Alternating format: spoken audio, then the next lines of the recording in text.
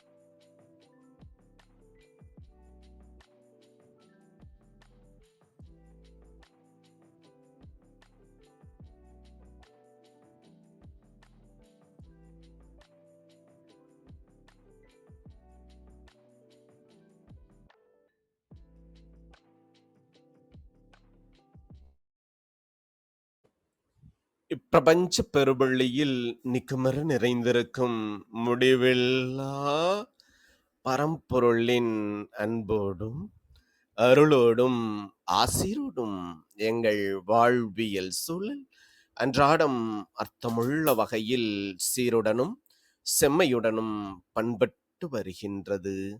இதனால் இச்சமூகத்தின் சீரிய சிறந்த முன்மாதிரிகளாக நாங்கள் திகழ்வதோடு நில்லாமல் பல்வேறு சாதனைகளையும் அதன் வாயிலாக சரித்திரங்களையும் படைக்கும் அற்புத படைப்பாளிகளாக பரிணமிப்போம். இறைமைக்கு நன்றி.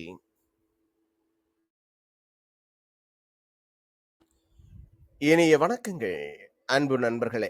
மீண்டும் ஒரு புத்தம் புதிய நன்னாள் இறைமையின் வரமாக நமது தளத்தின் 789வது நாள் நிகழ்விற்கு உங்கள் ஒவ்வொருவரையும் அன்புடன் வரவேற்பதில் பெருமகிழ்வு கொள்கின்றோம். நாங்கள் இந்த நாள் உங்களுக்கு ஆக சிறந்த நன்னாளாக அமைந்திடவும், நீங்கள் அடியெடுத்து வைக்கும் ஒவ்வொரு முயற்சிகளும் உங்களுக்கு ஆக சிறந்த வெற்றிகளை பரிசளிக்கவும் அன்பின் வாழ்த்துக்களை பகிர்ந்து கொள்வதில் பெருமகிழ்வு கொள்கின்றோம். நாங்கள் அன்பிற்கினிய நண்பர்களே, இந்த வாரம் முழுக்க நாம் ஒளி என்ற ஒரு அற்புதமான தொகுப்பின் கீழ் நமது சிந்தனைகளை செழுமைப்படுத்த இருக்கின்றோம். ஒளி என்ற சொல்லுக்கு இடம் என்றும் பொழுதும் என்றும் பொருள்படுகின்றது. நேரத்தை குறிக்கக்கூடிய அல்லது ஒரு இடத்தை குறிக்கக்கூடிய சொல்லாக, பழந்தமிழ் சொல்லாக இந்த ஒளி என்ற வார்த்தை அமைந்துள்ளது. இந்த தொகுப்பின் கீழ் இன்று நமது தளத்தில் ஒவ்வொரு மாதமும் தொடர் நிகழ்வாக அரங்கேறி வரும் ஐநாவின் வளம் குன்றா இலக்குகளுள் சமத்துவம் சார்ந்த அற்புதமான சிறப்புரையினை இன்று நம்மிடையே வழங்குவதற்காக இணைந்துள்ளார் அன்பு சகோதரர் விவேக் அவர்கள். நிறைய தகவல் திரட்டுக்களை நமக்கு சுவாரஸ்யமாகவும் அதே நேரத்தில் சுருக்கமாகவும் நமக்கு வழங்குவதில் வல்லவராக இருப்பவர் அன்பு சகோதரர் விவேக் அவர்கள். அவருடைய இந்த அர்ப்பணிப்பு நிறைந்த தகவல்கள் என்றென்றும் சமூகத்திற்கு மிகவும் சிறந்த வகையில் பயனளிக்கக்கூடிய ஒன்றாக என்றென்றும் திகழ்ந்து வருகின்றது. நமது எளிய அழைப்பினை ஏற்று இன்றைய நிகழ்வின் சிறப்பு அழைப்பாளராக, சிறப்பு பேச்சாளராக இணைந்துள்ள அன்பு சகோதரர் விவேக் அவர்களை சொல்லரங்க சொந்தங்களாகிய உங்கள் ஒவ்வொருவரின் சார்பிலும் சரித்திரம் படைப்போம் தளம் அவரை இந்நிகழ்விற்கு வருகு வருகு வருகு என வரவேற்பதில் பெருமகிழ்வு கொள்கின்றது. வாருங்கள், அடுத்த 50 நிமிடங்கள் அற்புதமான சிறப்புரையில் இணைவோம். நமது வாழ்வியல் புத்தகத்தில் புத்தம் புதிதாய் இன்று மலர்ந்துள்ள புதியதோர் பக்கத்தின் அழகியதோர் அத்தியாயத்தினை ஒளி என்ற தொகுப்பில் ஐநாவின் வளம் குன்றா இலக்குகளில் பாலின சமத்துவம் என்ற அற்புதமான தலைப்பின் கீழ் நமது சிந்தனைகளை செழுமைப்படுத்துவோம். நமது வாழ்வியல் வழித்தடங்களை இன்னும் வளமைப்படுத்துவோம். நன்றி.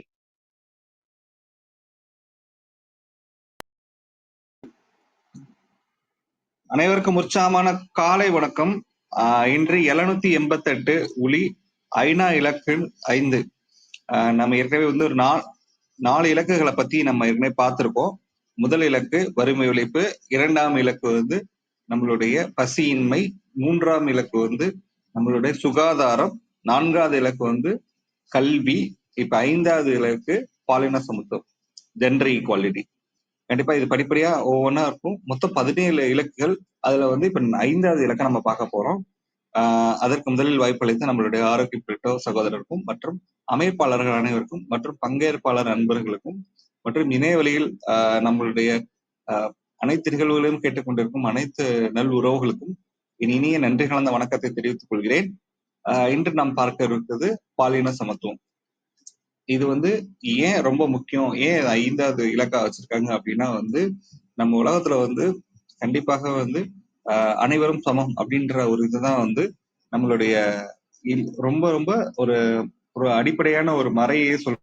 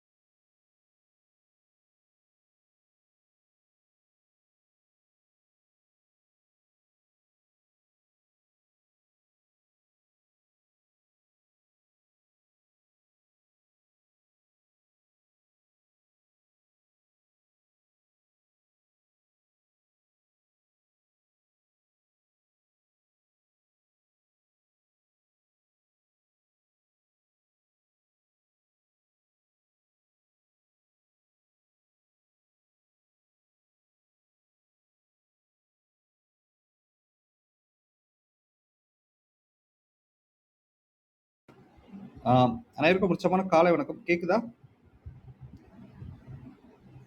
நான் பேசுற கேக்குதா? யாராவது கொஞ்சம் அன்மியூட் சொல்லி சொல்றீங்களா? நான் பேசுற கேக்குது அப்படின்னு.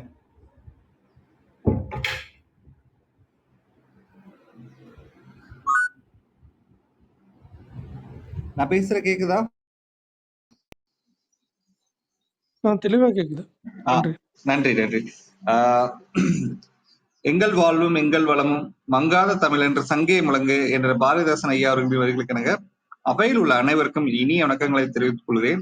இன்று 788 ஒளி ஐநா இலக்கோட 5வது இலக்கு பாலின சமத்துவம் அப்படின்றதான். அதையொட்டி இன்று நம் அனைத்து நண்பர்களுக்கும் சில கருத்துக்களை பகிர்வதற்கு வாய்ப்பளித்த நம்மளுடைய ஆரோக்கிய பிரெட்டோ சகோதரருக்கும் மற்றும் அமைப்பாளர்களுக்கும் மற்றும் பார்வையாளர் நண்பர்களுக்கும் என் நன்றி கலந்த வணக்கத்தை தெரிவித்துக் கொள்கிறேன். இன்று நாம் பார்க்க இருப்பது வந்து நம்மளுடைய ஐநாவோட இலக்குல வந்து 5வது இலக்கு ஜெண்டர் ஈக்குவாலிட்டி, அதாவது பாலின சமத்துவம். ஸோ நம்ம இந்த உலகத்துல வந்து பார்த்தோம்னா வந்து எல்லாருக்குமே வந்து அனைவரும் சமம் அப்படின்ற ஒரு தான் படிச்சுட்டு வந்திருப்போம். நம்ம வள்ளுவர் வந்து நம்மளுடைய இதை சொல்லிப்பாரு, பிறப்புக்கும் எல்லா உயிர்களுக்கும் அப்படின்னு சொல்லிட்டு சொல்றப்போ வந்து எல்லா உயிர்களும் சமம் அப்படின்றதுதான் ஒரு அடிப்படையான ஒரு விஷயம். ஆனா அது உண்மையாவே இருக்கா அப்படின்னு கேட்டோம்னா அது நிறைய இடத்துல இருக்கு, இல்லவே இல்லை. சோ அது குறிப்பா வந்து இந்த பாலின வேறுபாடு அப்படின்றது நிறைய ஒரு இந்த உலகளாவிய பிரச்சனை. இந்த உலகத்துல 50% மனிதர்களுக்கு நாம் சரியான உரிமை கொடுக்குறோமான்னு கேட்டா கண்டிப்பா கிடையவே கிடையாது. சோ அதுக்காக தான் ஐநால வந்து இந்த ஒரு இலக்கை வந்து முக்கியமா வச்சிருக்காங்க. ஏன்னா வந்து இதுல மொத்தம் 17 இலக்குல முதல் இலக்கு வந்து நம்மளுடைய பசியின்மை. பசின்றது இந்த உலகத்துல யாருக்குமே இருக்கக்கூடாது. அதுக்காக தான் வாடிய பயிரை பண்றதெல்லாம் வனமாடின்னு வல்லாரா சொல்லியிருப்பாங்க. அடுத்தது வந்து நம்மளுடைய வறுமை இழைப்பு, அடுத்து பசியின்மை, அதுக்கடுத்து வந்து பார்த்தா சுகாதாரம், அதுக்கடுத்து வந்து கல்வி, அதுக்கடுத்து வந்து நம்ம இப்போடைய இருக்கக்கூடிய பாலின சமத்துவம். ஸோ இதுல வந்து பார்த்தோம்னா வந்து அனைத்து பெண்களுக்கும் மற்றும்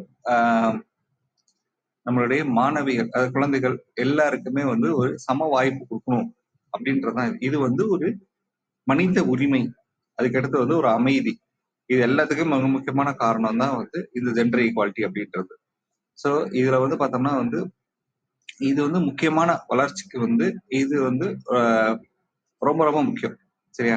அதாவது வறுமை ஒழிப்பு, கல்வி, சுகாதாரம் அதோட நெருங்கிய தொடர்பு இருக்குது. கண்டிப்பா பெண்கள் அப்புறமா சிறுமிகள் இதுல வந்து ரொம்ப ரொம்ப அதிகமா பாதிக்கப்படுறாங்க. ஸோ எவ்வளவு பாதிக்கப்படுறாங்க அப்படின்னா அந்த நம்பர் எல்லாம் பார்த்தோம்னா ரொம்ப ரொம்ப வருத்தமான நம்பரா இருக்கும். இது வந்து 2030க்குள்ள இந்த இலக்கு அடையணும் அப்படின்றதுதான் நம்மளோட இது. மொத்தம் வந்து 9 கோல் சொல்றாங்க, 9 இலக்கு. அந்த 9 இலக்குமே வந்து பாத்தீங்க அப்படின்னா வந்து இது ரொம்ப ரொம்ப அடிப்படையான ஒரு இலக்கு தான். அந்த இலக்கு ஏன் இவ்வளவு நாள் அதை நம்ம பண்ணலையே அப்படின்றதுதான் வந்து வருத்தத்துக்குரிய ஒரு விஷயம். ஸோ அந்த இதை பத்தி நம்ம இப்ப டீட்டெயிலா பார்க்கலாம். நம்ம அந்த 9 இலக்கு என்னென்ன, அந்த இலக்கு எப்படி எப்படி அடையலாம் அப்படின்றதான் நம்ம இன்னைக்கு பார்க்க போறது. ஓகேவா? ஃபர்ஸ்ட் வந்து என்னன்னா, நம்ம வந்து என்ன பிரச்சனைகள் இருக்கு அப்படின்றது அதுல முக்கியமா சொல்லணும் அப்படின்னா வந்து நம்பர் 1 அவங்களுடைய வந்து என்னன்னா, இப்ப வந்து நம்ம ஒரு நபர் வந்து ஏன் வந்து புறக்கணிக்கப்படுறாங்க, அதாவது அதுல கரண்டா வந்து நமக்கு என்ன இருக்கு அப்படின்னு சொன்னோம்னா வந்து குழந்தை திருமணம் மட்டுமே கிட்டத்தட்ட 300 வருஷம் அந்த 61 நாடுகள்ல வந்து இந்த சட்டங்களை வந்து மாத்தணும் அப்படின்றாங்க. அடுத்தது குழந்தை திருமணம். குழந்தை திருமணம் அப்படின்றது மிகப்பெரிய வந்து ஒரு சாபம் இந்த மனித இனத்துக்கு. ஆனா அந்த குழந்தை திருமணம் வந்து இன்னைக்கு வந்து சொல்லவே முடியாத அளவுக்கு நம்பர்ல குறைஞ்சிருக்கு. பட் இன்னும் வந்து அதை நம்ம முழுமையா அடையவே இல்லை அப்படின்றதுதான் வந்து மிக முக்கியமான ஒரு விஷயம். ஏன் இந்த குழந்தை திருமணம் இருக்குது, எதனால இப்படி நடந்துட்டு இருக்குது அப்படின்னா வந்து அதுக்கு நிறைய சமூக பின்னணி இருக்குது. அந்த பின்னணியினாலதான் வந்து அந்த விஷயம் நடந்துட்டு இருக்கு. அடுத்தது அவங்களோட அடிப்படை கல்வி மறுக்கப்படுது. அந்த அடிப்படை கல்வி வந்து மறுக்கப்படுறதுனாலயே வந்து நிறைய வந்து அவங்களால வந்து ஒரு ஒரு சிந்திக்கிறதே ரொம்ப கம்மியாயிருச்சு அப்படின்னு சொல்லலாம். அந்த அளவுக்கு இருக்குது.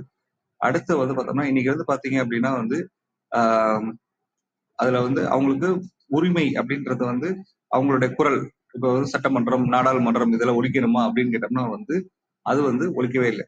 அடுத்தது வந்து பார்த்தோம்னா வந்து அவங்களுடைய வருமானம். இப்போ ஒரு ஆணுக்கும் பெண்ணுக்கும் ஒரே ஒரு வேலை வாய்ப்பு இருக்குது அப்படின்னா பெண்ணோட வருமானம்ன்றது 23% கம்மி அப்படின்றதா. இப்போ ஒண்ணுமில்ல, நம்ம சாதாரண பேசிக்கான வேலைகள் அப்படின்னு சொன்னோம்னா வந்து பார்த்தோம் அப்படின்னா கூட வந்து அதுல வந்து 23% வந்து ஒரு பெண்ணுக்கு வந்து கம்மியாவே கிடைக்குது அப்படின்றாங்க. அதே மாதிரி வந்து ஒரு குடும்பத்துல வந்து முடிவெடுக்கக்கூடிய இதுல வந்து பார்த்தோம் அப்படின்னா வந்து 30% தான் வந்து இப்ப வந்து அவங்களால வந்து முடிவெடுக்க முடியுது. அதே மாதிரி வந்து என்னன்னா ஒரு ஒரு ஒரு ஒரு பெண்ணே இருக்காங்க, அவங்க வந்து வேலைக்கு போயிட்டு வந்து வீட்டுல இருக்க எல்லா வேலையும் அவங்களே செய்யணும், குழந்தைய அவங்களே பாத்துக்கணும், எல்லாமே பண்ணணும் அப்படின்னா மத்தவங்கள விட 3 மடங்கு அதிகமான நேரம் வந்து அவங்க இதுல வந்து செலவிடுற மாதிரி இருக்கு. அதே மாதிரி வந்து என்னன்னா நம்மளுடைய தொழில் துறையில பாத்தீங்க அப்படின்னா வந்து அவங்களோட உரிமை வந்து பார்த்தோம்னா ரொம்ப ரொம்ப கம்மியா இருக்கு. அதாவது அவங்க தொழில் ஆரம்பிக்கிறதெல்லாம் பார்த்தோம்னா ரொம்ப ரொம்ப கம்மியா இருக்கு. அப்ப என்ன மாதிரியே வந்து பிரச்சனைகள் அவங்க எதிர்கொள்றாங்க அப்படின்னா 35% மக்கள் வந்து பாலியல் மற்றும் உடல் வன்முறைக்கு ஆளாகிறாங்க. அடுத்தது ரொம்ப முக்கியமான விஷயம் வந்து நம்மள்ட்ட FGM சொல்லுவாங்க. FGM அப்படின்னா என்னன்னா வந்து ஃபீமேல் அது மெட்டலேஷன் சொல்லுவாங்க. இப்ப நம்மளுடைய பிறப்புறுப்பு சிதைத்தல் அப்படின்னு சொல்லுவாங்க. அது வந்து ரொம்ப ரொம்ப வந்து அதிகம். அது வந்து நம்மளோட குறிப்பா ஆப்பிரிக்கா நாடுகள்ல எல்லாம் வந்து ரொம்ப ரொம்ப அதிகம். அது வந்து முதல் 5 வயதுக்குள்ளேயே வந்து மொத்தம் வந்து ஒரு 15% பெண்கள் சிறுமிகள் அதனால பாதிக்கப்படுறாங்க அப்படின்னு சொல்றாங்க. ஸோ அதுக்கப்புறமா பார்த்தோம் அப்படின்னா வந்து இதுல வந்து நிறைய வந்து அவங்களுக்கு வந்து இதனாலே நிறைய உடல் பிரச்சனைகள் நிறைய வருது, நிறைய வந்து இறப்புகள் கூட வருது. ஸோ இதெல்லாம் எதனால வருது அப்படின்னா வந்து அந்த ஏற்கனவே இருக்கிற அவங்களுடைய வழிமுறைகள், அவங்களுடைய நம்பிக்கைகள் சார்ந்து இருக்கும். பட் ஏன்னா இது வந்து நம்ம சமுதாயத்துக்கு நல்லதா அப்படின்னு கேட்டா சில சமயத்துல நல்லது இல்லைன்னு தான் சொல்ற மாதிரி இருக்கும். அப்ப அதுக்கு என்ன பண்ண போறோம் அப்படின்றதுதான் ரொம்ப ரொம்ப முக்கியம். குறிப்பா வந்து குழந்தை திருமணம் அப்படின்றது 19% வந்து குழந்தைகள் வந்து குழந்தை திருமணம் 18 வயசுக்கு முன்னாடியே நடந்துருது. இது வந்து ரொம்ப ரொம்ப அபாயகரமான ஒரு விஷயம். என்னன்னு கேட்டோம்னா வந்து இதுல அதிகமா வந்து ரொம்ப ரொம்ப அவங்களோட என்னன்னா வந்து அந்த உடல் வளர்ச்சி இதெல்லாம் இல்லாததுக்கு முன்னாடியே வந்து குழந்தை பேரு இந்த மாதிரி போறப்போ வந்து என்னன்னா அவங்களுக்குரிய அந்த உடல் மனம் 2 பேரும் ரொம்ப ரொம்ப வருத்தத்துக்கு உள்ளாகும். அப்ப அதை எப்படி தடுக்கிறது அப்படின்றதான். அடுத்து வந்து பார்த்தோம் அப்படின்னா வந்து இதுல வந்து ஆப்பிரிக்கான்னு சொன்னோம் நம்ம, அதுல வந்து 4 மில்லியன் இந்த FGM-ஆல பாதிக்கப்பட்டது 4 மில்லியன் மக்கள் வந்து பாதிக்கப்பட்டிருக்காங்க. உலகம் ஃபுல்லா வந்து 230 மில்லியன் மக்கள், அதாவது குறிப்பா அந்த குழந்தைகள், சிறுமிகள் மற்றும் பெண்கள் பாதிக்கப்படுறாங்க. இதுல வந்து பாத்தீங்க அப்படின்னா இதை வந்து தடுக்கணும் அப்படின்றதுக்காக நிறைய முன்னெடுப்புகள் இது பண்ணிட்டு இருக்காங்க.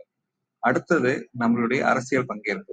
அரசியல் பங்கேற்புல வந்து அவங்களுடைய ரோல் வந்து ரொம்ப ரொம்ப கம்மி. இது வரைக்கும் உலகத்திலே பார்த்தோம் அப்படின்னா வந்து ஒரு 27% வந்து சில நாடுகள்ல இம்ப்ளிமெண்ட் ஆயிருக்கு. ஆனா வந்து நிறைய நாடுகள்ல வந்து அவங்களுக்கு அந்த இதே கிடையவே கிடையாது. இப்ப வந்து பாத்தீங்கன்னா உலகளாவிய இதுல வந்து பார்த்தா ஒரு 0.3% தான் வந்து அவங்களுக்கு இன்க்ரீஸ் ஆயிருக்காங்க. இதெல்லாம் வந்து சரியா அப்படின்னு கேட்டோம்னா வந்து இன்னும் வந்து நிறைய முன்னெடுப்புகள் எடுக்கணும் அப்படின்றதான் மிக முக்கியமான ஒரு விஷயம். சரி, ஏன் இது பண்ணணும், இது பண்ணாம இருந்தா என்ன ஆகும் அப்படின்னு கேட்டோம்னா வந்து அதாவது இப்ப வந்து அவங்களுடைய குரல் வந்து எந்த இடத்துல ஒலிக்கணும் அப்படின்னா, இப்ப ஒருத்தவங்களுக்கு ஒரு பிரச்சனைனா அவங்க வந்து சொல்றதுக்கும் மத்தவங்க கேட்டு போய் சொல்றதுக்கும் நிறைய வித்தியாசம் இருக்குது. அப்ப அவங்களுடைய பங்களிப்புன்றது இந்த உலகத்துல ரொம்ப ரொம்ப முக்கியமானது அப்படின்றதுதான். இப்ப குறிப்பா வந்து இந்த COVID-19 வந்ததுக்கு அப்புறம் பார்த்தோம்னா அவங்களுடைய வேலை நேரம் ரொம்ப அதிகமாயிடுச்சு. அதே மாதிரி பாலியல் வன்முறைகள் ரொம்ப அதிகமாயிடுச்சு. எப்பயுமே வந்து இதுல மொத்தம் வந்து 70% பெண்கள் வந்து 70% கல்வி தொடர முடியாத ஒரு நிலை. ஏன்னா வந்து கோவிட்னால நிறைய பேர் ஸ்கூல் போக முடியாது, அந்த மாதிரிலாம் இருந்தனால அவங்களால ரொம்ப ரொம்ப இந்த கல்வி தொடர முடியாது, இடைநிறுத்தல் நிறைய நடந்துட்டு இருக்கு அப்படின்றது ஒரு வருத்தத்துக்குரிய விஷயம். அதுக்கடுத்து வந்து என்னன்னா ஒரு லீகல், இப்ப நம்ம சட்டத்துறையில பார்த்தோம்னா பெண்களுக்கு பெண் உரிமைக்கான சட்டங்கள் வந்து அதிகமா கொண்டு வரணும் அப்படின்றதுக்காக நிறைய முன்னெடுப்புகள் எடுத்துட்டு இருக்காங்க. ஸோ வந்து இதுல உலகத்திலே பார்த்தோம் அப்படின்னா வந்து ஒரு எப்பயுமே வந்து இந்த யூரோப்பியன் கண்ட்ரிஸ் தான் வந்து நம்பர் 1 இருப்பாங்க. அதுல குறிப்பா வந்து இதுல 2 விதமான டேட்டா சொல்றாங்க. ஒண்ணு வந்து ஐஸ்லாந்து சொல்றாங்க, இன்னொருத்தவங்க வந்து இதுல வந்து டேட்டால என்ன சொல்றாங்கன்னா டென்மார்க் தான் நம்பர் 1 அப்படின்னு சொல்றாங்க. ஏன் டென்மார்க் நம்பர் 1 அப்படின்னு சொல்றாங்க அப்படின்னா வந்து அங்க வந்து மொத்தம் வந்து 1924லயே வந்து டென்மார்க்ல வந்து ஒரு ஃபர்ஸ்ட் மினிஸ்டர் வந்து அதாவது அங்கதான் இதுல வந்து மினிஸ்டர் ஆஃப் எஜுகேஷன் வந்து 1924லயே வந்து நீனா பாங் அப்படின்னு ஒரு பெண் தான் வந்து ஒரு கல்வி அமைச்சரா இருந்திருக்காங்க. அந்த கல்வி அமைச்சரா இருந்துட்டு நிறைய பெண் கல்விக்காக நிறைய முன்னெடுப்புகள் எடுத்திருக்காங்க. அதுக்கடுத்து பார்த்தோம் அப்படின்னா வந்து ஃபர்ஸ்ட் வந்து ஜெண்டர் ஈக்குவாலிட்டிக்காக 1999லயே வந்து ஒரு மினிஸ்டர் அப்பாயின்ட் பண்ணதுன்றது பார்த்தோம்னா அது நம்மளுடைய டென்மார்க்ல மட்டும்தான். அதே மாதிரி இந்த பிரைம் மினிஸ்டர் வந்து பார்த்தோம்னா இப்ப இருக்க பிரைம் மினிஸ்டர் கூட வந்து ஒரு பெண் தான். அவங்க பேர் வந்து மெட்டே அப்படின்னு சொல்லிட்டு ஒரு நபர் தான் இருக்காங்க. ஸோ இதுக்காக அவங்க வந்து எப்படி மெனக்கெட்டிருக்காங்க அப்படின்னு சொன்னோம்னா வந்து 2023 பார்த்தோம்னா வந்து 0.003 அவ்வளவுதான் வந்து இருந்திருக்கு. அதாவது மெட்டர்னல் டெத்துன்னு பார்த்தோம்னா 1,00,000 பேர்த்துக்கு 1.1 பெர்த் தான் வந்து இதாயிட்டு இருந்திருக்குது. அதுக்கப்புறமா வந்து பார்த்தோம்னா அதாவது 1,00,000 பேர் வந்து பிரசவம் வந்துச்சு அப்படின்னா ஒரு 5 நபர்கள் வந்து 5 குழந்தைகள் தான் இறந்திருக்கு அப்படின்றாங்க. அதே மாதிரி வந்து பார்த்தோம்னா நம்மளுடைய அந்த குழந்தை பேரு அப்படின்றது வந்து பார்த்தா 15ல இருந்து 19 அது வந்து என்னன்னா ரொம்ப ரொம்ப கம்மியா இருக்குது அப்படின்னு சொல்றாங்க. அதாவது 1.1 பர்த் பெர் 1000 கேர்ள்ஸ் அப்படின்னு சொல்லியிருக்காங்க. ஸோ இப்போ வந்து என்னன்னா இது வந்து அங்க இருக்கிற எல்லா சட்டங்களும் பார்த்தீங்க அப்படின்னா குறிப்பா கல்வி அப்படின்றது ரொம்ப ரொம்ப முக்கியத்துவம் கொடுத்துருக்காங்க. அதாவது அங்க இருக்கிற ஒரு 25 வயது உள்ள ஒரு பெண் வந்து கண்டிப்பாக வந்து அவங்க வந்து செகண்டரி எஜுகேஷன் முடிச்சிருப்பாங்க. அதுல 59.7% பெண்கள் வந்து 15 வயசு, அதாவது 15 வயசுல இருக்கிறவங்களே வந்து அவங்க வந்து லேபர் ஃபோர்ஸா ஆரம்பிச்சிருப்பாங்க. ஸோ இது வந்து என்னன்னா மற்ற நாடுகளை கம்பேர் பண்றப்ப அது வந்து ஒரு பெரிய ஒரு நல்ல ஒரு நம்பர் சொல்லுவாங்க. ஸோ ஏன் அப்படின்றத இதுல தான் சொல்றாங்க. ஃபர்ஸ்ட் வந்து ஒருத்தவங்களுக்கு கல்வி தேவை. கல்வின்றது ஒரு அடிப்படை உரிமை. அந்த கல்வி மட்டும் இருந்தா போதுமா அப்படின்னா அதுக்கடுத்து அவங்களுக்கு பொருளாதார சுதந்திரம்ன்றது ரொம்ப முக்கியம். இப்போ வந்து கல்வியோட சேர்ந்த ஒரு பொருளாதார சுதந்திரம் தான் வந்து முடிவெடுக்கிற இடத்துக்கு மாற்றும் நம்மள. அப்ப அந்த முடிவெடுக்கிற இடத்துக்கு மாத்துறது அப்படின்றது அந்த கல்வி ரொம்ப பெரிய பங்கு.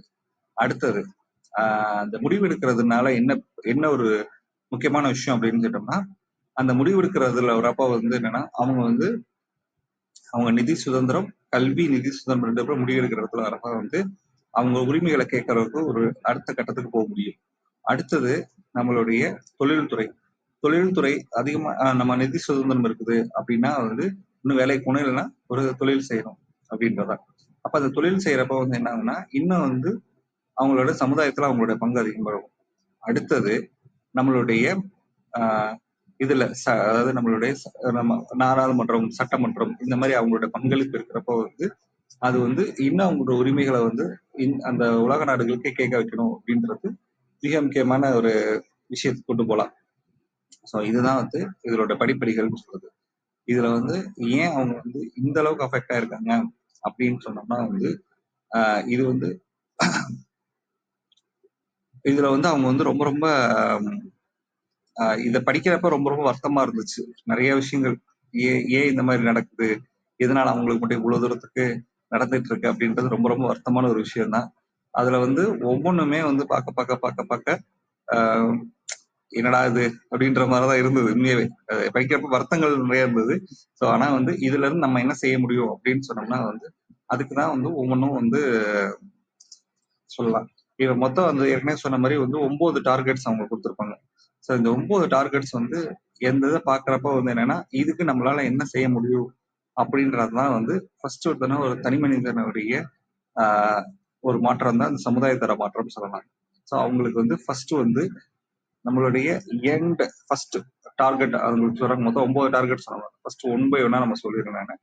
ஃபர்ஸ்ட் வந்து end discrimination against women's and girl. So வந்து என்னன்னா ஒரு ஏற்றத்தாழ்வு, ஒரு பாகுபாடு ஒரு பெண்கள் குழந்தைகளுக்குள்ள எப்பவுமே இருக்கவே கூடாது அப்படின்னு சொல்றாரு. எல்லாருக்கும் தெரிஞ்சிருக்கும் 90sல வந்து பார்த்தோம்னா ஒரு ஸ்ரீவித்யாக்குள்ள ஒரு பாட்டுக்குள்ள சொல்லியிருப்பாங்க. ஆனா பெண்ணா பிறந்ததுங்க அதுதான் இங்க முதல் கேள்வி அப்படின்னு உள்ள ஒரு பாட்டு வந்திருக்குல்ல. முன்னாடி வந்து என்னன்னா அந்த மாதிரி ஒண்ணு இருந்தது, அதெல்லாம் இப்ப மாறிட்டு இருக்குது. அதுதான் ரொம்ப முக்கியம். ரெண்டாவது வந்து பார்த்தோம்னா வந்து end all violence against exploitation of girls and women. So அப்போ வந்து என்னன்னா எல்லா விதமான வன்முறைகளும் அவங்களுக்கு எதிராக இருக்குது. அதை வந்து நம்ம வந்து ஆள் கடத்தல் இந்த மாதிரி நிறைய நடக்குதுல்ல, இது இது எல்லாத்துக்குமே அகேன்ஸ்டா தான் இருக்கணும் அப்படின்னு சொன்னா இந்த டார்கெட் நம்பர் 2. மூணாவது வந்து அவங்க டார்கெட் என்னன்னா வந்து eliminate force marriage and genital mutilation அப்படின்னு சொல்றாங்கல்ல. ஸோ வந்து நிறைய வந்து வன்முறை, குடும்ப வன்முறை அப்படின்றத நடக்கும்ல. அது வந்து என்னன்னா சில பேர் கட்டாய கல்யாணம், சில பேர் குடும்ப வன்முறையில் நடக்குது. ஸோ அதுக்கு கண்டிப்பா நம்ம இதுக்குரிய தீர்வுகள் வரணும் அப்படின்றதுதான் வந்து முன்னாடிலாம் வந்து என் கடமையை முடிச்சுட்டா போதுன்னு ஒரு அப்பாவும் அம்மாவும் சொல்லிட்டு இருந்த காலம் படிப்பு தான் உங்க கடைசி வரைக்கும் கூட வரப்போகுது அப்படின்னு சொல்லிட்டு அவங்கள வந்து மாத்துறதுன்னு இருக்குல்ல, அதெல்லாம் ரொம்ப ரொம்ப அது வந்து ரொம்ப ஃபுல்லா பண்ணணும் அப்படின்றதான் இதோட இலக்கு. அடுத்தது வந்து என்னன்னா அதாவது value unpaid care and promote shared domestic responsibility. நிறைய பேர் வந்து இந்த இல்லத்தரசிகளா இருப்பாங்கல்ல, இன்னைக்கு இல்லத்தரசிகள் அப்படின்னு சொல்றது, முன்னாடியெல்லாம் வந்து வீட்டுலதான் இருக்காங்கப்பா அப்படின்னு சொல்லுவாங்கல்ல. சோ அப்போ வந்து என்னன்னா அவங்களுக்கு வந்து அந்த வீட்டுல எல்லா வேலையும் இருக்கும், அவங்க செஞ்சிருப்பாங்கன்னா அவங்களுக்கு ஒரு உரிய மரியாதை கிடைச்சிருக்காது. அப்ப அந்த மரியாதை கிடைக்கணும் அப்படி கொடுக்கணும் அப்படின்றது கண்டிப்பாக இப்பயுமே நம்ம இதெல்லாம் கேட்கிறப்ப வந்து என்னன்னா ஒருத்தவங்க வேலைக்கு போறீங்களா அப்படின்னு கேட்பாங்க, அடுத்தது என்ன அப்படின்னு கேட்பாங்க. ஆனா அதே வீட்டுல இருக்கவங்களுக்கு அந்த மரியாதை கொடுப்பாங்க கேட்டா இன்னைக்கு வரைக்குமே அது கம்மியா தான் இருக்குன்றப்பாங்க. அடுத்தது வந்து இதுல வந்து ensure full participation in leadership and decision making அப்படின்றதான். ஸோ அப்போ வந்து என்னன்னா அவங்களுக்கு வந்து எல்லாருக்கும் ஃபுல் ஈக்குவல் ஆப்பர்ச்சுனிட்டி லீடர்ஷிப் ரோல்ல அவங்களோட டிசிஷன் மேக்கிங்ல, பொலிட்டிக்கல்ல, எக்கனாமிக்கல்ல, பப்ளிக் லைஃப் எல்லாத்துலயுமே கொடுக்கணும் அப்படின்றாங்க. ஸோ எப்போ வந்து ஈக்குவல் ரெஸ்பான்சிபிலிட்டி கொடுக்குறப்பதான் வந்து குரல்கள் ஒலிக்க தொடங்கும். அது வந்து குடும்பமா இருக்கலாம், அதே இது வந்து ஒரு அரசியலா இருக்கலாம், ஒரு பொருளாதார முடிவுகளா இருக்கலாம், ஒரு சமூக மாற்றமா இருக்கலாம், எல்லாத்துலயுமே வந்து அவங்களுக்கு டிசிஷன் மேக்கிங் கொடுக்கணும் அப்படின்றாங்க. அப்புறம் universal access to reproductive health and rights. So அது வந்து என்னன்னா ஒரு செக்ஷுவல் ரைட்ஸ் அப்படின்றது ரொம்ப ரொம்ப முக்கியம். ஸோ இங்க வந்து ஒரு குடும்பத்துல வன்முறை அப்படின்றது நிறைய நடந்துட்டு இருக்கு. ஸோ அதை வந்து மாற்றணும், அதை அவங்களுக்கு கொடுக்கணும் அப்படின்றதான் ரொம்ப ரொம்ப முக்கியமான விஷயம். இது இலக்கு 5. அடுத்து வந்து equal rights to economic resources, property ownership and financial services. அதாவது அடுத்து என்னன்னா வந்து நம்மளுடைய அவங்களுக்கு ஒரு லேண்டா இருந்தா இருக்கட்டும், அது மாதிரி வந்து ஒவ்வொரு ப்ராப்பர்ட்டியா இருக்கட்டும், எல்லாத்துலயுமே அவங்களுக்கு சம உரிமை, சொத்துல உரிமை கொடுக்கணும் அப்படின்னு சொல்லுவாங்கல்ல.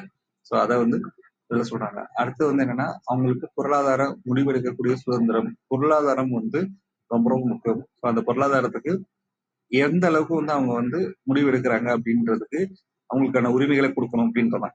அடுத்தது promote empowerment of women through technology. So இன்னைக்கு வந்து பாத்தீங்க அப்படின்னா டெக்னாலஜி ரொம்ப இம்ப்ரூவ் ஆயிடுச்சு.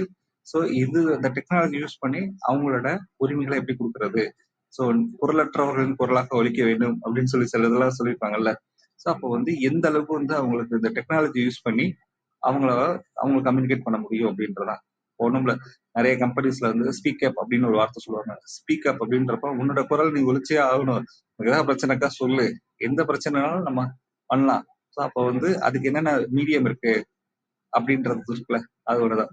அடுத்தது 9th வந்து adopt and strengthen policies enforceable legislation and for equality. So இப்போ என்னன்னா சட்டங்கள் அவங்களுக்கு ரொம்ப ரொம்ப ஸ்ட்ராங்கா இருக்கணும். எல்லா பெண்கள் குழந்தைகளுக்கும் ஒரு ஈக்குவல் ரைட்ஸ் கொடுக்கறதுக்காக இந்த சட்டங்கள் ரொம்ப ரொம்ப இதா இருந்தோம்னா நம்ம இந்த இலக்கு அடைஞ்சிடலாம் அப்படின்றதான். பட் ஆனா இந்த இலக்கெல்லாம் அடையணும் அப்படின்னா வந்து 2030 வச்சிருக்காங்க. ஆனா இந்த இலக்கு அடையணும்னா இன்னும் 200 வருஷம் தேவை அப்படின்றாங்க இவங்க சொன்னதே. ஏன்னா நிறைய நாடுகள் வந்து நிறைய நிறைய பிரச்சனைகள்ல ஃபேஸ் பண்ணிட்டு இருக்காங்க. ஏற்கனவே நம்ம சொன்ன மாதிரி 19% பெண்களுக்கு வந்து 18 வயசுக்கு மேலே கல்யாணம் ஆயிடுது.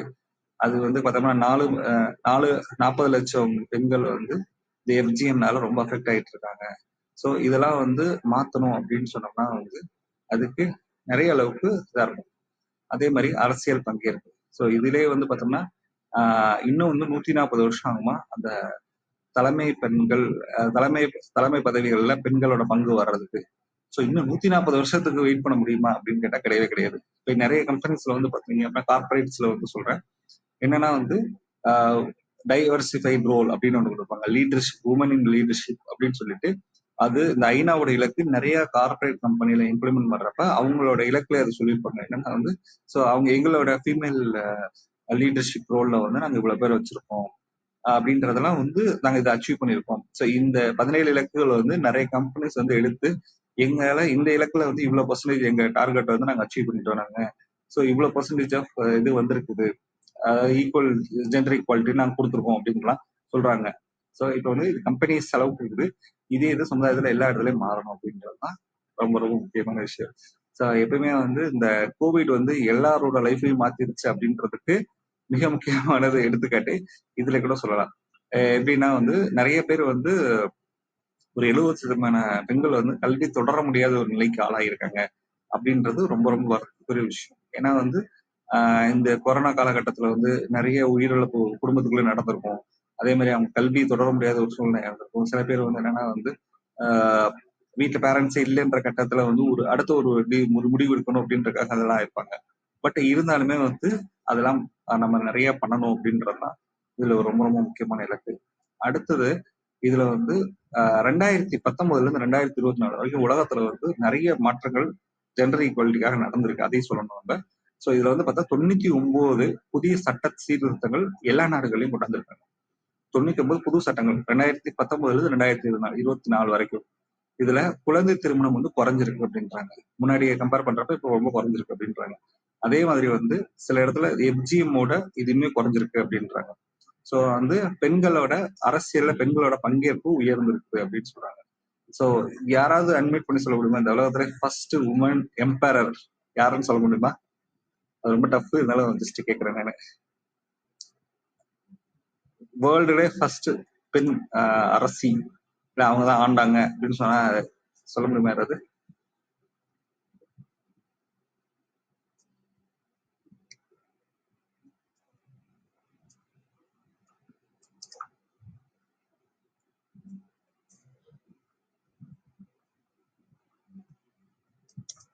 ஒரு நிமிஷம் டைம் எடுத்துக்கலாம். யாராவது சொல்லலாமா?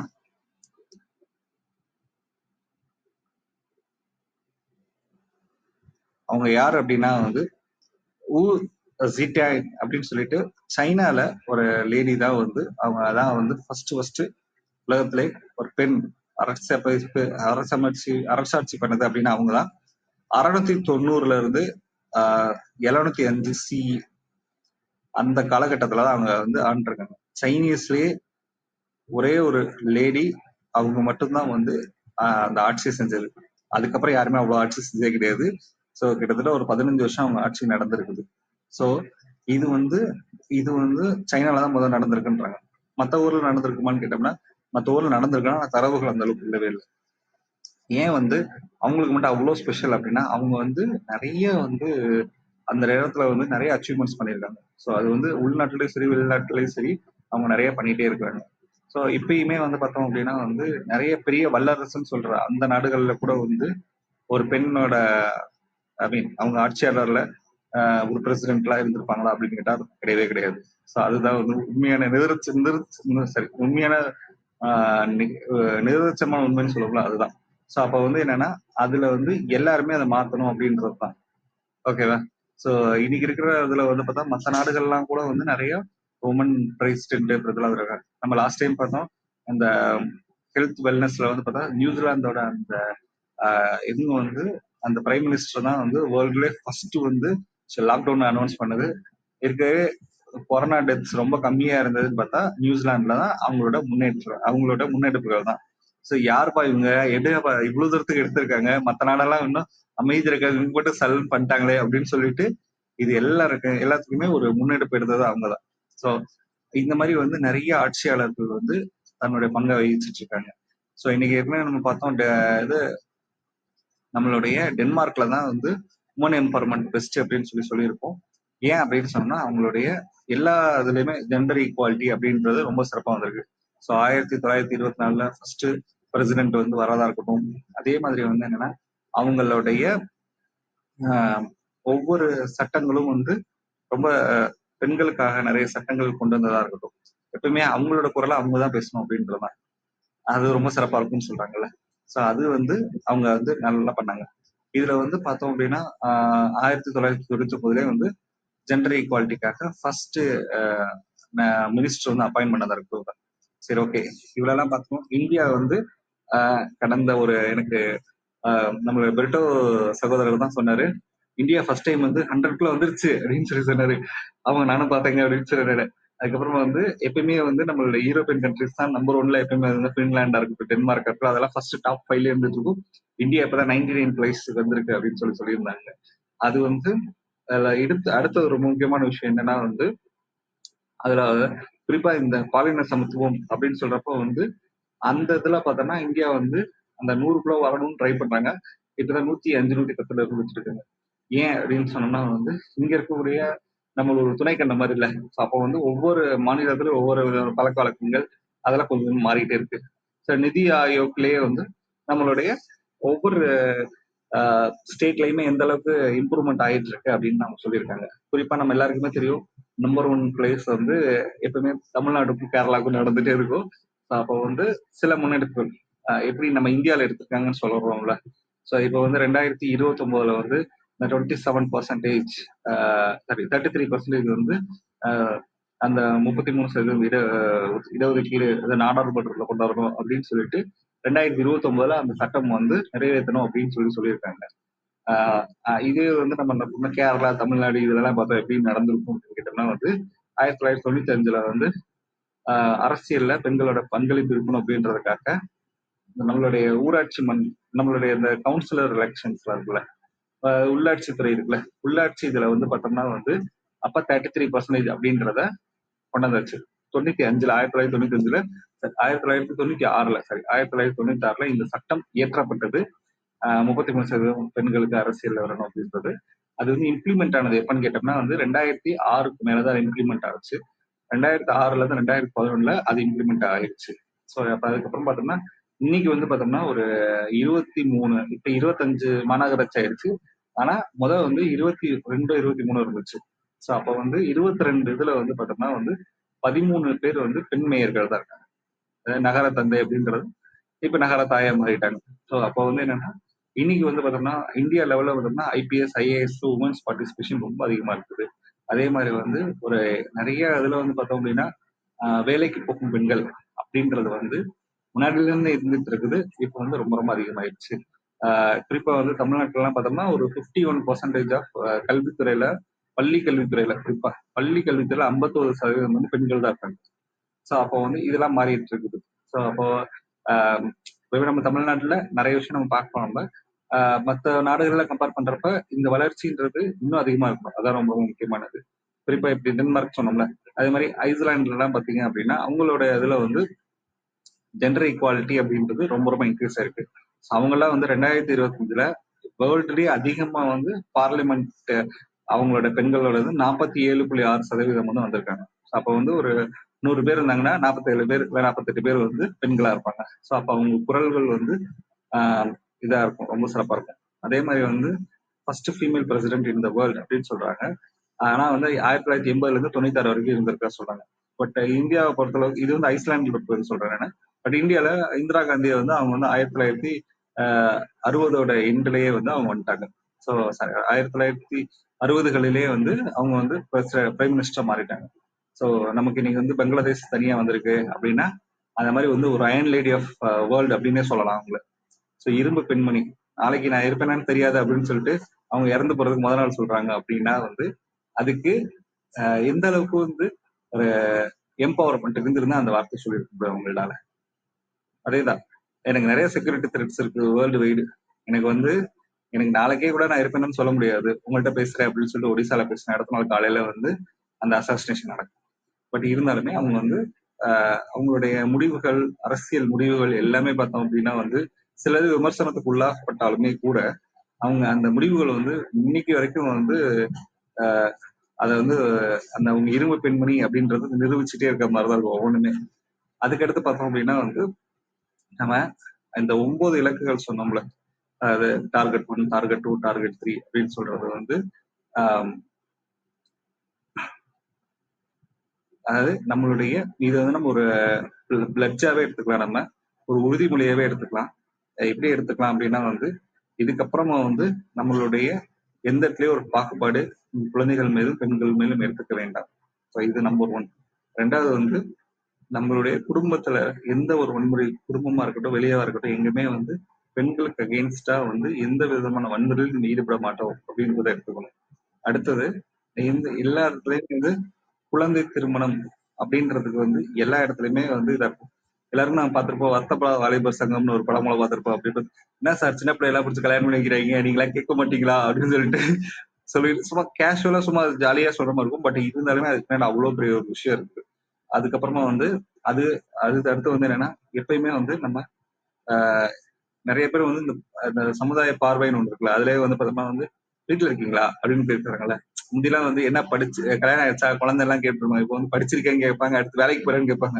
ஸோ அப்போ வந்து என்னன்னா வீட்டுல இருக்கவங்களுக்குமே வந்து வேலைக்கு போகாம இருக்காங்க, அவங்களுக்குமே ஈக்குவல் ரெஸ்பெக்ட் கொடுக்கணும் அப்படின்றது ரொம்பவும் முக்கியம். அடுத்தது நம்மளுடைய முடிவெடுக்கக்கூடிய எல்லா இடத்துலயும் அவங்க இருக்கணும் அப்படின்றது ரொம்ப முக்கியம். எப்பயுமே முடிவெடுக்கிற இடத்துல அவங்க இருந்தாங்க அப்படின்னா அது வந்து அவங்களுக்கு வந்து ரொம்ப ரொம்ப தன்னை வந்து ஒரு எம்பவர் பண்ணணும் அப்படின்றதுக்கு இதா இருக்கும். அடுத்தது வந்து இன்னைக்கு வந்து யூனிவர்சல் அக்சஸ். இப்போ வந்து என்னன்னா ஒவ்வொரு குழந்தைன்றது அவங்க உரிமை, அது எல்லாமே அவங்களுக்கு தனிப்பட்ட உரிமை இருக்கு. எந்த இடத்துலயும் எந்த இடத்துல ஃபோர்ஸ் பண்ணக்கூடாது அப்படின்றத நம்ம ஒரு ஒரு உறுதிமொழியை எடுத்துக்கணும். அடுத்தது equal rights to economic resources. இப்போ வந்து சில பேர் வந்து பார்த்தோம்னா அவங்க ஒர்க் பண்ணிட்டு இருப்பாங்க, அவங்க ஹஸ்பண்ட் வேலைக்கு போகாம கூட இருப்பாரு, ஆனா அவங்க ஏடிஎம் கார்டை வந்து அவர் வச்சிருப்பாரு. ஓகேவா? சோ குடும்பத்தை அது வந்து ஒரு எமோஷனல் பிளாக்மெயில் இப்பெல்லாம் நிறைய நடந்துட்டு இருக்கும். அப்ப நிறைய இடத்துல வந்து பார்த்தோம்னா ஒர்க் பண்ணுவாங்க, ஆனா அவங்க ஏடிஎம் கார்டு அவங்கள்ட்ட இருக்காது. அப்ப வந்து என்னன்னா இவங்க கொடுக்கறத அவங்க வாங்கி கொண்டு போகணும் அப்படின்ற மாதிரி சில சூழ்நிலைதான் இருக்கும். அதெல்லாம் கண்டிப்பா மாறணும் அப்படின்றது மிக முக்கியமானது. அடுத்தது ப்ரொமோட் எம்ப்ளாய்மெண்ட் ஆஃப். எப்பயுமே ஒரு டெக்னாலஜி ஓரியன்டா நம்ம இருக்கிறப்ப வந்து டெக்னாலஜியில கனெக்டடா இருக்கிறப்ப வந்து அது ஒரு பாதுகாப்பா இருக்கும். அதனால நிறைய டிராபேக்ஸ் இருக்குன்னு சொல்லுவாங்க. பட் ஆனால் வந்து இப்போ வந்து ஒரு ஒரு விஷயத்த வந்து நம்ம ஒரு யூடியூப்ல ஒரு நமக்கு தெரிஞ்ச ஒரு விஷயத்த பகிர முடியும், நம்ம சொல்லிட முடியும் அப்படின்னு ஒண்ணு இருக்குல்ல. ஸோ அப்போ வந்து இந்த டெக்னாலஜி நமக்கு அந்த அளவுக்கு ஒரு விஷயத்த கொடுத்துருக்கு. அதை வந்து ஒரு பெண்கள் பாதுகாப்புக்காக நம்ம பயன்படுத்தலாம். இப்போ நம்ம தமிழ்நாட்டுல காவலன் ஆப்னு இருக்கும், இந்த மாதிரி நிறைய ஆப்ஸ் இருக்கும். அதெல்லாம் எதுக்காக அப்படின்னு சொன்னா அவங்க வந்து தன்னை பாதுகாக்கணும் அப்படின்றதுக்காக அவங்க பண்ணணுன்றது. அடுத்தது வந்து என்னன்னா எல்லா இடத்துலயும் நம்ம வந்து உணரணும். அந்த இடத்துல வந்து அவங்களுக்கு வந்து இன்னைக்கு வந்து நம்மளுடைய சட்டங்கள், நம்மளுடைய கொள்கைகள் எல்லாமே வந்து பெண்களை வந்து மேன்மைப்படுத்துற மாதிரி இருக்கும். ஸோ ஒரு நம்ம தாய் நாடு தாய்மண் இப்படிலாம் பேசிட்டு வந்து ஒரு சைடு பேசிட்டு இன்னொரு சைடு வந்து அவங்களுக்கு எதிராக சில விஷயங்கள் செஞ்சோம் அப்படின்னா அது வந்து ரொம்ப முரணா இருக்கும். கண்டிப்பாக இன்னைக்கு வந்து நிறைய முன்னெடுப்புகள் வந்து எல்லா நாடுகளுக்காக எடுத்துட்டு இருக்காங்க. குறிப்பா வந்து இன்னைக்கு வந்து கல்வி அப்படின்றத ரொம்ப ரொம்ப சிறப்பா எடுத்துட்டு இருக்காங்க. எல்லாருமே இந்த கல்வியை நோக்கிதான் போயிட்டு இருக்கோம் அப்படின்றப்ப அது ரொம்ப சிறப்பான ஒரு விஷயம். அதுக்கடுத்து வந்து இந்த ஜெண்டர் ஈக்குவாலிட்டியை வந்து நம்ம வந்து வீட்டுல இருந்து ஆரம்பிப்போம். நம்மள்ட்ட இருந்து ஆரம்பிப்போம். அது வீட்டுல இம்ப்ரூவ் பண்ணலாம், அடுத்து நம்ம ஒர்க் பண்றதுல இம்ப்ரூவ் பண்ணலாம், அதே மாதிரி நம்மளோட சமுதாயத்துல இதை கொண்டு வரலாம் அப்படின்றதான். இதுலயே பார்த்தோம் அப்படின்னா உமன் எம்பரர் அப்படின்னு சொல்றப்ப வந்து பார்த்தோம்னா நமக்கு எல்லாருக்குமே தெரியும் வேலு நாச்சியார். இந்த மாசம் வந்து நமக்கு சுதந்திர தினம் வருது. ஸோ அதுல வேலு நாச்சியார் அவங்களுடைய பங்குன்றது ரொம்ப ரொம்ப சிறப்பானது. ஒரு 3 பேர் தான் வந்து அந்த அவங்க அவங்க கண் முன்னாடியே வந்து அவங்க கணவர் இருக்கிறாங்க, அவங்க அவங்க குழந்தை இறந்து போகுது. ஆனா வந்து அதே ஆங்கிலேயர்களை வந்து அவங்க போரிட்டு கடைசியா வந்து அவங்களே வந்து ஜெயிச்சு அவங்களுடைய கொடி இறக்கிட்டு நம்மளுடைய அவங்க வேலுநாச்சியார் அவங்க கொடி மேல ஏறுறது அப்படின்னு ஒண்ணு இருந்துச்சுல. அப்போ வந்து அங்க இருந்து ஆரம்பிக்கலாம் நம்ம. அதே மாதிரி கீழடியில நம்ம கிடைச்ச வந்து மண்பாண்டங்கள்ல ஒரு பெயர் கொடுத்திருக்கு. அந்த பெயர் வந்து ஒரு பெண்ணோட பெயர் இருக்குது. அப்ப வந்து எழுத்தறிவு அப்படின்றது எந்த அளவுக்கு இருந்துட்டு இருக்குது, பெண்ணுக்கு எந்த அளவுக்கு முக்கியத்துவம் கொடுத்துருக்காங்க. அதே மாதிரி வந்து பாத்தீங்கன்னா அப்ப கண்டுபிடிச்ச சிலைகள் எல்லாம் கூட பெண்கள் சிலைகள் நிறைய இருக்கு. சோ இதெல்லாம் வந்து எதை உணர்த்துது அப்படின்னா, நம்ம ஆரம்ப காலகட்டத்துல இருந்து வந்து ஒரு 46 பெண் பார்ப்பவர்களா இருக்காங்கன்னு சொல்லுவோம்ல, அது மாதிரி வந்து வேற எந்த மொழியிலுமே இல்லை அப்படின்னு சொல்லுவாங்க. இவ்வளவு ஒரு சிறப்பான மொழியில இருந்தனாலதான் நமக்கு வந்து ஒரு பெண்ணை வந்து இது பண்ணுவாங்க. நம்ம உசிலம்பட்டி மேல சில விமர்சனங்கள் இது ஒரு காலகட்டத்துல இருந்தாலும், அதே வந்து உசிலம்பட்டியில தான் பெண்களை வந்து சாமியா கொண்டாடிட்டு இருக்காங்க அப்படின்னு சொல்லுவாங்கல்ல. சோ அதே மாதிரி வந்து என்னன்னா, தமிழ்நாட்டை பொறுத்தளவுக்கு வந்து இன்னைக்கு கல்வி சதவீதம் ஜிஆர் ரேட்ல வந்து 51%, அதாவது எஸ்பெஷலி வந்து ஹையர் எஜுகேஷன் சைட் 50% மேல தாண்டி இருக்காங்க அப்படின்னா அந்த கல்வியோட முக்கியத்துவம். அதே மாதிரி இன்னைக்கு வந்து அரசியல் பங்கு அப்படின்றது ரொம்ப ரொம்ப அதிகப்படுத்திருக்கு. ஆனா நிறைய இடத்துல இன்னும் இந்த விமர்சனம் இருக்கதான் செய்யுது, இல்லைன்னு சொல்லல. ஒரு ஊராட்சி மன்ற பெண் தலைவரா இருந்தாங்க அப்படின்னா பின்னாடி எந்த ஹஸ்பண்ட் தான் பண்ணிட்டு இருப்பாருனாங்க. அது வந்து முந்தைய அளவுக்கு இப்ப குறைஞ்சிருக்குது, இன்னும் அது குறையணும் அப்படின்றதான். எப்படி வந்து டென்மார்க்ல நம்பர் 1 பொசிஷன் இருக்காங்கல்ல, அவங்க வந்து இவ்வளவு தூரத்துக்கு வந்து ஒரு ஒரு ஃபர்ஸ்ட் பிரைம் மினிஸ்டர் வந்து 1924 வந்திருக்காங்க. அவங்க வந்து அவங்க லாஸ் அவங்க எல்லாமே வந்து பெண்கள் முன்னேற்றத்துக்காக இருக்குது. கண்டிப்பா படிச்சே ஆகணும், ஹையர் எஜுகேஷன் வந்து இம்ப்ரூவ் ஆயிருக்குது, அவங்க கல்யாணம் பண்றது இத்தனை வயசுலாம் பண்ணணும் அப்படின்னு சொல்லியிருக்காங்கல்ல. சோ இதெல்லாம் நம்ம இதுலயுமே இம்ப்ளிமெண்ட் பண்ணணும் அப்படின்றதான். நம்ம இதுல வந்து பார்த்தோம்னா 23 வயசுல இப்ப கொண்டாந்துருக்காங்க. பட் ஆனா வந்து அது வந்து அது ப்ராக்டிக்கலா இம்ப்ளிமெண்ட் ஆகணும்ன்றதான் ரொம்ப முக்கியமான ஒரு விஷயம். இந்த மாதிரி வந்து பெண்களை போற்றுவோம். பெண்கள் நாட்டின் கண்கள் என்பதை உணர்ந்து அவர்களை நாம் அனைத்து விதத்திலையும் அவங்களை மேன்மைப்படுத்துவோம் என்று சொல்லி வாய்ப்பளித்த அனைத்து நல்லுள்ளங்களுக்கும் நிறைய தெரிவுகளை நன்றி, வணக்கம். நன்றி. நன்றி சகோதரி.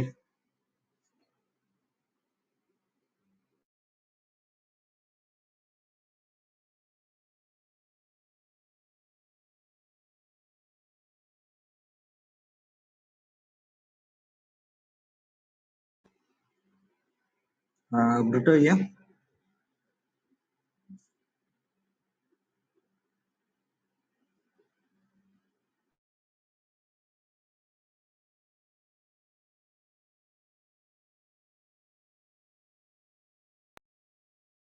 அருமையான தரவுகளோட மிக சிறப்பா ஐநா இலக்கு அப்படிங்கிறதுல பாலின சமத்துவத்தை பத்தி பகிர்ந்துக்கிட்டீங்க விவேக். மிக்க நன்றி. தொடர்ந்து அந்த ஐநா இலக்குகளை ரொம்ப சிறப்பா பகிர்ந்துட்டு வர்றதுக்கும் மீண்டும் ஒரு முறை அனைவர் சார்பாகவும் நன்றி தெரிவித்துக் கொள்கிறோம். மிக்க நன்றி. கேட்டுக்கொண்டிருப்பவர்கள் அவர்களுக்கு கருத்துக்கள் இருந்தால் நீங்க பேசு தளத்துக்கு வந்து பகிர்ந்துக்கலாம்.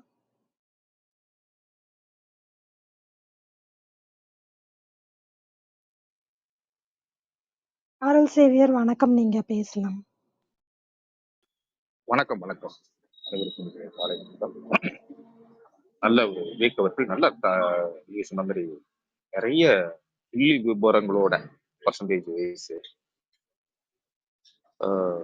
அழகா வந்து இந்த பாலின சமத்துவம் தலைப்புல அருமையாக வாழ்த்துக்கு. அவர் சொல்ல ஃபர்ஸ்ட் வந்து அந்த பெண் பாலினம் அது எந்த அளவுக்கு மோசமா இருக்குன்றதுதான் ஃபர்ஸ்ட் இப்படியா அப்படிங்கிற மாதிரி தான். ஸோ சவுத் ஆப்பிரிக்கால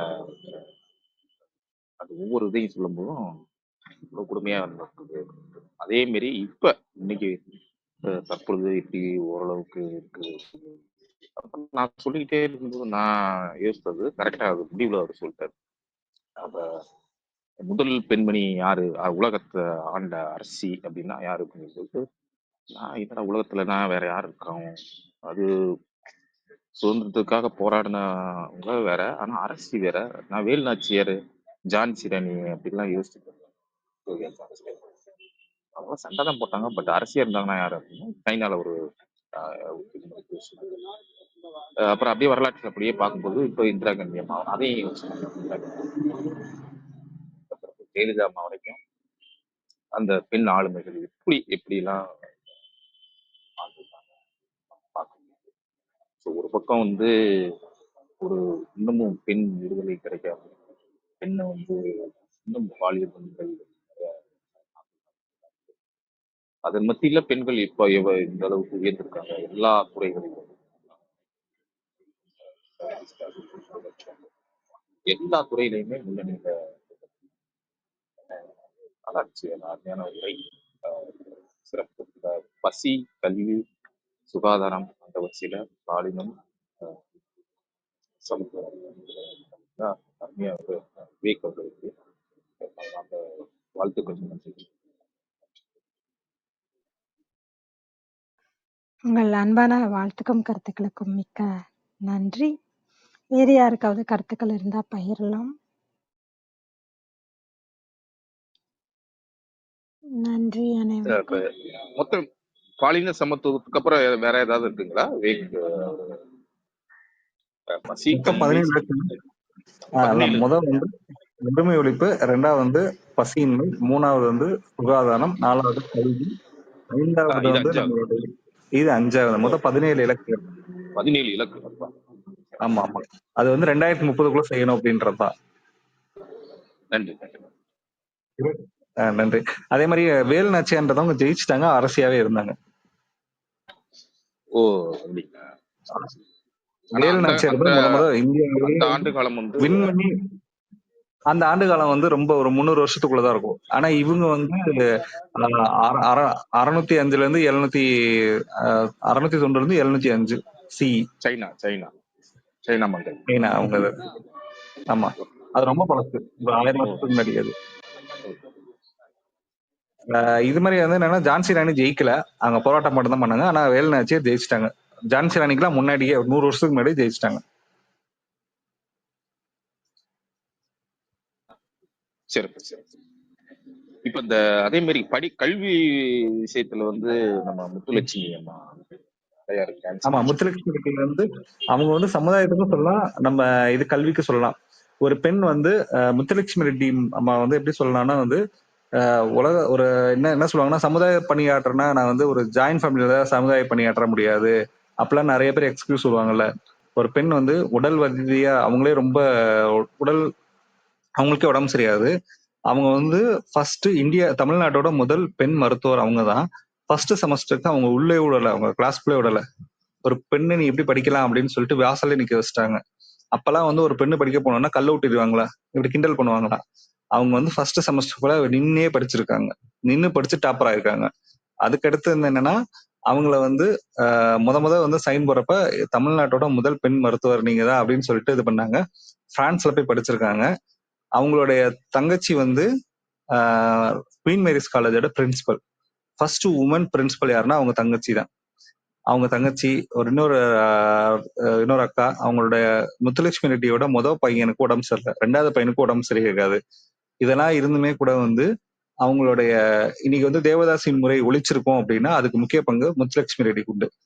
ஏன் அப்படின்னா வந்து முத வந்து அவங்க இந்த முறையை ஒழிக்கணும் அப்படின்றப்ப நிறைய பேர் எந்திரிச்சு இன்னைக்கு போற்றக்கூடிய தலைவர்கள்னு சொல்லுவாங்கல்ல, அவங்களே கூட எந்திரிச்சு இதெல்லாம் ரொம்ப தப்புங்க, யாருங்க இதெல்லாம் காப்பாத்துறது, கலாச்சாரத்தை யாருங்க காப்பாத்துறது, இப்படிலாம் நிறைய சொல்லிட்டே இருந்திருக்கப்ப அவங்க சொன்ன ஒரே பதில் என்னன்னா வந்து, சரிங்க அவங்களா வெளியே வந்துட்டோம், உங்க வீட்டு பெண்கள் அனுப்பிச்சுட்டு வந்தது தேவதாசி முறைக்கு, அவங்க கலாச்சாரத்தை காப்பாத்தட்டும்னு சொன்னா சொல்ல எல்லா தலைவர்களும் அப்படியே அமைதியா உட்காந்துட்டாங்க. அதனாலதான் தேவதாசி முறை ஒழிஞ்சிருக்கு. தேவதாசி முறை ஒழித்ததுக்கு மிக முக்கியமான காரணம் யாருன்னா முத்துலட்சுமி ரெட்டி.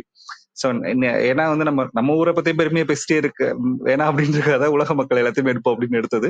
பட் முன்னேற வேண்டிய இலக்குகள் ரொம்ப அதிகமா இருக்கனால கண்டிப்பா அதை முன்னேறணும் அப்படின்றதுக்காக தான் நம்ம இங்க இருக்க எக்ஸாம்பிள்ஸ் கம்மியா சொன்னேன் சார். எனக்கு ரொம்ப பிடிச்ச ஆளுமை வந்து முத்துலட்சுமி. இன்னைக்கு கேன்சர் இன்ஸ்டிடியூட்டுக்கு முதல் அவங்கதான். சென்னை கேன்சர் இன்ஸ்டிடியூட் ஆரம்பிச்சு வச்சதுல முதல் பங்கு அவங்களுக்கு தான் இருக்குது.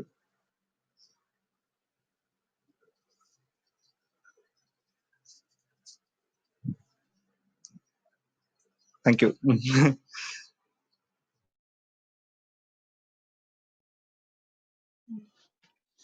சிறப்பு. நிறைய தேவதாசி முறை ஒழிச்சதுல இருந்து இப்படி நிறைய விஷயங்கள் அந்த காலத்துல இருந்து பெண்கள் படிக்க ஆரம்பிச்சதுல இருந்து அந்த சமத்துவம் எப்படி வந்தது அப்படிங்கறதெல்லாம் ரொம்ப அழகா விளக்கமா எடுத்து சொன்னீங்க. மிக்க நன்றி. வேற யாருக்காவது கருத்துக்கள் இருந்தா பகிரலாம், இல்ல அப்படியே நம்ம நிகழ்வை நிறைவு செய்யலாம். விவேக், உங்களுடைய ஏற்புரைக்கான நேரம். உங்கள் நிறைவு கருத்துக்கள் நீங்க பகிர்ந்துக்கலாம். நன்றி.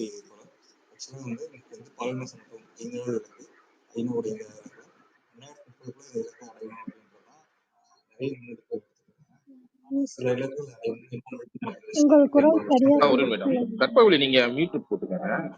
பேசுங்க.